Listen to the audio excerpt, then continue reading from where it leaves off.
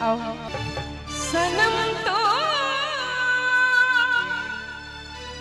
बेवफा के नाम से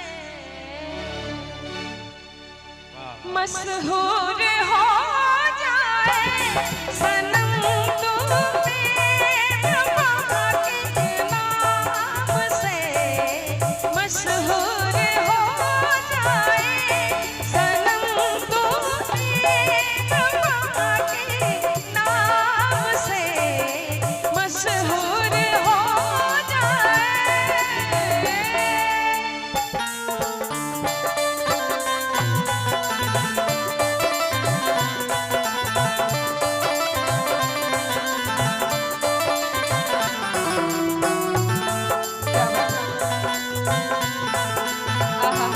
बहुत बढ़िया।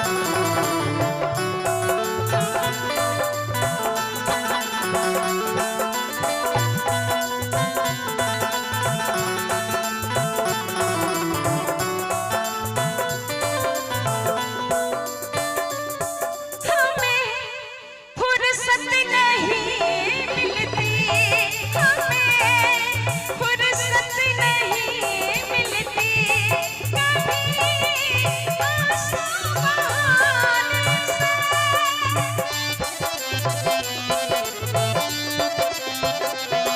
कई गम पास आ बैठे, कई गम पास आ बैठे,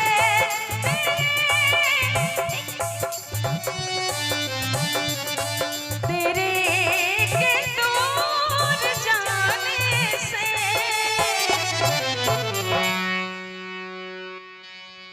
जरा सा पास तू आए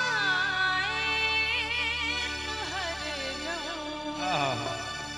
दूर हो जाए, जरा सा पास तू आए तो हर गम दूर हो जाए सनम तू बेवफा के नाम से मशहूर हो जाए।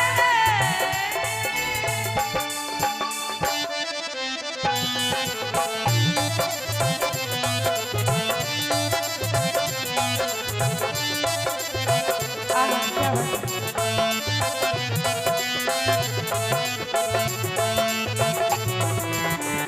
बहुत बढ़िया।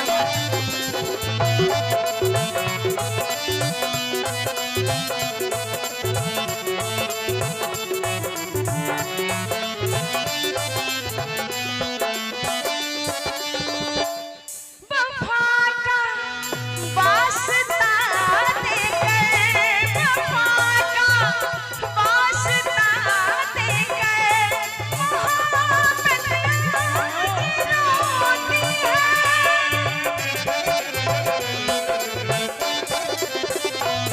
ना ऐसे खेले से दिल से, ना ऐसे खेले से दिल से, ये नाजुक चीज होती है, ये नाजुक चीज होती है। जरा सी ठेस लग जाए, गंगाराम जी, जरा सी ठेस लग जाए तो शीशा चूर हो जाए।